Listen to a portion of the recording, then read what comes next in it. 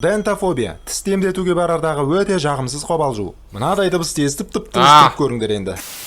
Hey, сәлем достар, сен бірге мен Нұрлан Қалам. Бүгін біз достар Казвойстың жаңа видеосын көретін боламыз. Пункт назначения фобиялары киноесеп. Шын айтсам, достар, мен осы жақында қараған болатынмын пункт назначениені, яғни 5-ші бөлімін қарадым. И енді YouTube'a кірсем, Казвойстан да осы фильмге видео шығып тұр екен. Так что, достар, мен сразу бұл видеоны көрейін деп шештім. Так что, давайте, достар, тезірек көрейік. Лайк басамыз, тардан жазыламыз, ал біз реакциямызға кеттік. Final Destination. Барлық фобиялары 8 минутта.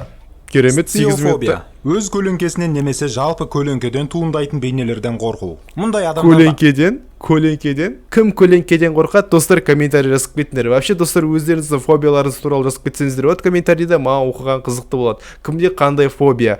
Иә, мен түсінгені бойынша, дейтін Казвойс әртүрлі фобиялар түрін айтатын сияқты. Бұл шынымен достар қызықты. Қазір достар үйренетін боламыз. Қандай фобиялар бар екенін и солардың аттарын жаттайтын боламыз. Мен ойымша, бұл видео шынымен де пайдалы сияқты. Кеттік. Артынан қалмай үнемі біреу қуып жүреді. Ол өзінің көлеңкесі. Аэрофобия немесе авиафобия. Ұшақпен саяхаттау алдындағы қорқыныш. Мен ойымша, бұл қорқыныш көпшілігінде бар сияқты. Бұл қорқынышпен ауыратын адамдар 4 сағаттық ұшақпен ұша салатын жолды 4 күн автокөлікпен жүріп бара салғанды қалайды. Стенофобия. Ені өте тар дәліздерден қорқу. Мектепте, ауруханада, не университеттің дәлізінде жүргенде тынысыңыз тарылып, жүрегіңіз қатты соға ма? Құттықтаймын, сізде стенофобия. Акрофобия. Биіктіктен қорқу. Кез келген адамда кездесетін. Акрофобия көбінде бар сияқты. Аз ғана биіктікте және қауіпсіз жерде тұрса да басы айналып құсқысы келеді. Акрофобия менде тоже бар сияқты. Оның күркіреуінен қорқу. Гелотофобия. Ел алдында күлкіге қалудан қорқу. Бұмен ауыратын адам той, жиын, бас қосулардан бас тартып, үйде қамалып отыра беруді жөн көреді. Айналасындағы кез келген адам күлсе, ол өзіне қабылдап, беті қызарып, тынысы жиіліп, тез арада ешкім жоқ жерге барып тығылады. Айхмофобия. Кесетін, үшкір және өткір құралдар. Мен осындай ұнатпаймын, достар, шын айтайын. Менде, походу, айхмофобия дейтін бар сияқты, өйткені мен шынымен үшкір заттарды вообще ұнатпаймын, достар. Бір пышақ, бір андай үшкір зат болса, барынша содан алыс жүруге тырысамын. Походу, менде, достар, айхмофобия бар сияқты. Қорқыныштың мұндай түрі келеңсіз оқиғалардан соң, яғни аталмыш құралдарды дұрыс пайдаланбаудың кесірінен ауыртып алған әсері мида. Моя, кстати, достар, осыны білесіздер ме? Осы фильмде, короче, тікендерді салат, үстіп инелерді и кейіпкер үстіп құлап кетеді ғой төсегінен. Моя, кіріп кетеді. Өлмейді әрине, бірақ басқа заттан өледі соңында, бірақ сонда да. Үшкір өткір нәрселерге мүлдем жоламауға тырысады. Керек десең, көз алдында пышақпен бір тортты кесіп берсең, ол қорқып дірілдей бастайды. Электрофобия. Электр қуатынан жарақат алып қалудан қорқу. Некрофобия. Өліктерге қараудан және мәйітхана мен зираттарда жүргенде туындайтын қорқыныш. Кей жағдайда мұндай адамдарға өлген жануарларды көрсетсең, есінен танып қалу әбден мүмкін. Ізіне түсу сандырағы немесе паранойя. Жәбірленуші өзін паранойя дейтін жаман негізі. Барынша сол адамның көзінен ізін суытып, өзімен өзі үрейленіп жүретін психиатриялық құбылыс. Көп жағдайда оны ешкім аңдымаса да өзімен өзі солай ойлап, әр нәрседен бір жасқанып, үйден шықпауға тырысып қамалып отырады. Пирофобия. Отпен байланысты дүниенің бәрінен немесе соның салдарынан күйіп қалудан қорқу. Мысалы, пиротехникалық заттарды пайдаланатын уақытта, яғни жаңа жылда бұл кісілерді таппай қаламыз. Мұндаймен ауыратын адамдар бұл жаман ғой, жаңа жылда дейтін ештеңе көрмеген, салют ұнатпайтын адамдар сияқты ғой. Тұрған алауға ас пісіруден безеді. Токсикофобия. Ас ішерде уланып қалудан қорқу. Тахофобия. Жылдам қозғалыстан қорқу. Әсіресе үлкен жылдамдықпен келе жатқан көліктің ішінде отырған адам жай ғана қорқуы былай тұрсын, жүрек соғысы жиілеп, басқа да соматикалық белгілері орын ала бастайды. Танатофобия. Өз өлімін елестетіп қорқу. Ситофобия. Түрлі ауруларға шалдығып қалам деген оймен тамақ ішуден қорқу. Мезофобия. Айналадағы таза емес заттарды ұстап, вирус жұқтырып алам деген оймен. Кстати, достар, менде сондай досым болған, универде группаласым болған, сол андай лас зат ұстаса, всегда антисептик ұстап, тазалап отыратын. Бәлкім ода мезофобия болған шығар, қайдан білеміз? Қорқу.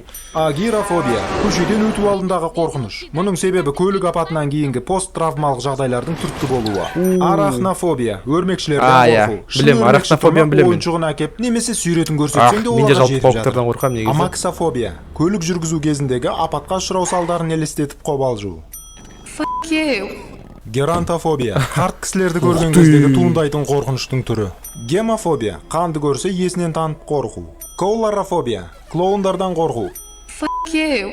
Орнитофобия. Құстарды көргенде туындайтын үрей. Трипанофобия екпе алудан, яғни уколдардан қорқу. Дентофобия тіс темдетуге барардағы өте жағымсыз қобалжу. Мынадай дыбысты естіп тып-тыныш көріңдер енді. Е-мое, страшно екен бұл. Юджин, он дышать не может. Ангинофобия тұншығып қалудан қорқу. Жалпы адамның ағзасына оттегінің жетіспеуінен болатын жағымсыз жағдай. Фобиялары көп екен. Фагофобия жұтқан кезде тамаққа бір нәрсе тіреліп қалу салдарынан туындайтын қолайсыздық. Фодофобия қызыл түстен қорқу. Мұндаймен ауыратын адамдар қызыл түсті заттардың бәрінен безеді. Кинофобия иттен қорқу. Әсіресе олар тістегеннен кейін құтылудың жұғуын ойласа қорқыныш одан бетер күшейеді. Ксенофобия бөтен адамдардан қорқу. Лифтофобия лифтті пайдаланудан қорқу. Бұл қорқынышпен жиналатын адамдар биік қабаттарға қиын болса да текпе-жекпен көтеріле салуды жандары қалап тұрады. Менде де болған бір кездерде сондай лифттен көтерілуге кішкене қорыққан кездер болды. Бірақ менде фобия бар деп айта алмаймын. Арасында болады ол, өте сирек. Гаптофобия айналасындағы адамдардың ұстауынан, жолауынан қорқу. Клаустрофобия тар кеңістіктерге тап болудан қорқу. Ең жиі кездесетін фобиялардың түрі. Хоплофобия ататын қару-жарақтардан қорқу. Токофобия нәрестені дүниеге алып келетін кездегі туу процесінен қорқу. Әсіресе оның қалай ауыратыны есіне түссе, қорқыныш үдей түседі. Ятрофобия осы сені ота жасатар алдындағы қорқыныш. Кез келген ақ халатты маманды көргеннен пациенттің денесінен тер бөлініп, тынысы жиіліп, ентігіп демала бастайды. Аквафобия немесе гидрофобия сумен байланысты нәрселерден қорқу. Талассофобия өзен, көл, мұхит, бассейн, яғни кез келген су қоймалары, әсіресе солардың түбіне қарауға қорқу. Мұндаймен ауыратын адамдар аяқ тимейтін жердей тереңдікті сезінсе, жалпы менде де талассофобия бар демей қойын енді, бірақ менде тоже ұнатпаймын негізі андай мұхиттар болады, мұхиттарында қараңғы мұхиттар болады, андай кәдімгі қап-қа ішіне не бар екен білмейсің, и сол жаққа түсіп кетесің сен. Қап-қараңғы мұхитқа түсіп кетесің. И бірнеше километрға астына кетіп қаласың. Қорқынышты ғой енді. Жаны шығып сасқалақтай бастайды. Карнолеварофобия аттракциондарға мінуге қорқу. Педиофобия қуыршақтар мен манекендерден қорқу. Демонофобия шайтан тектес пішіндерден немесе діни құбыжықтардан қорқу. Гексофобия 6 санынан қорқу. 6 санмен белгіленген нәрселердің бәрінен аулақ болу. Металлофобия металдардан қорқу. Радиофобия радиациялық сәулеленуден қорқу. Технофобия озық технологиялардан қорқу. Гиппофобия жылқылардан қорқу. Метрофобия метромен жүру қорқынышы. Ахлофобия немесе антропофобия тығыз орналасқан адамдардың арасында қысылып қалудан қорқу. Скопофобия бөтен адамдардың тесіліп қарауынан қорқу. Это похоже на дежавю. Я словно вижу то, чего еще не было. Это вроде дежавю. Моя жена говорила, что через дежавю Дежавю адамға көз алдындағы көріністер немесе жағдайлар бұрын соңды бір жерден дежавю фобия ма не? байқағандай болып, білеміз қой екен. Солар қайталанып жатқан сияқты. Дежавю дейтін бір затты жасайсың и дәл солай как будто баяғы кезде де болғандай сияқты сезінесің солай. Сіздерде болды ма дежавю? Менде бірнеше рет болады, бірақ көп емес, ол өте сирек болатын. Психикалық құбылыс. Ал егер олар қорқынышты жағымсыз белгілермен еске түсетін болса, онда адам барынша мазасызданып, ойымен өз-өзіне орғаза бастайды. Харпаксофобия қылмыскер мен бұзақылардан қорқу. Сидеродрамофобия темір жол, пойыз немесе сомен байланысты жерлерде туындайтын қорқыныш. Панофобия кез келген болып жатқан. Мен айтпақшы, кішкентай кезінде қорқып жүрдім, ана пойыздың рельстерінен өтіп кеткен кезде аяғым қысылып қалып, шығара алмай жатсам аяғымды өйстіп, аяғым шығара алмай жатқан кезде пойыз келіп өйстіп қақып. Содан білмей всегда қорықтым. Поэтому мен әрқашанда рельстен өткен кезде пойыздың аяғым өйстіп қоятын болдым, өйстіп. Өйстіп кәдімгідей максимально тегіз бейнесіне.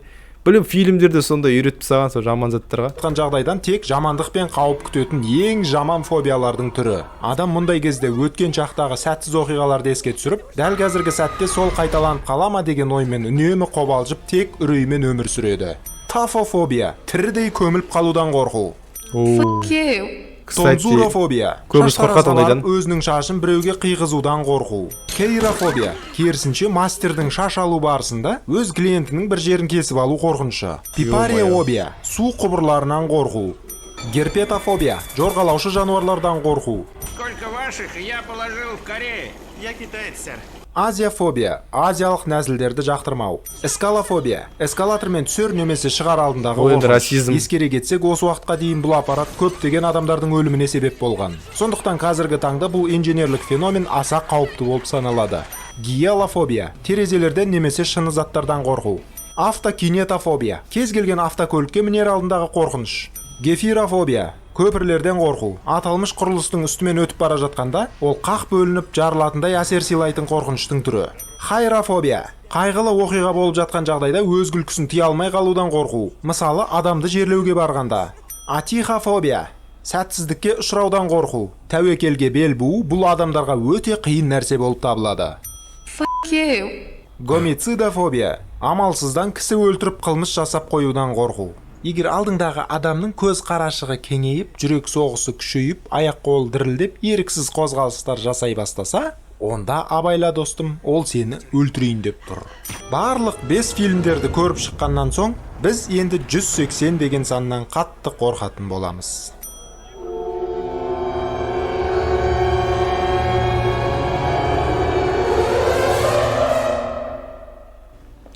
180 фобия. В общем, достар, видеоны көріп болдық, сіздерге ұнаған шығар деген ойдамын. Видео шынымен де қызықты шығыпты, өте керемет қызықты мәліметтер алдық. Енді достар, біз фобиялардың түрін білеміз. Бұл мәліметтер әрине достар сіздерге керек болады, так что достар жаттай беріңіздер. Фобиялардың түрін білген дұрыс деп ойлаймын мен. Жақсы, онда достар, келесі кездесеміз. Казвойстың видеосына кіріп кетіңіздер, достар, лайк басып кетіңіздер. Оригинал ссылкасын мен әрине описаниеда қалдырамын. Өтіңіздер, Казвойстың арнасына тіркеліңіздер және комментарий қалдырып кетіңіздер. Ал онда сіздермен бірге болған мен. Давайте, достар, келесі кездескенше сау болыңыздар.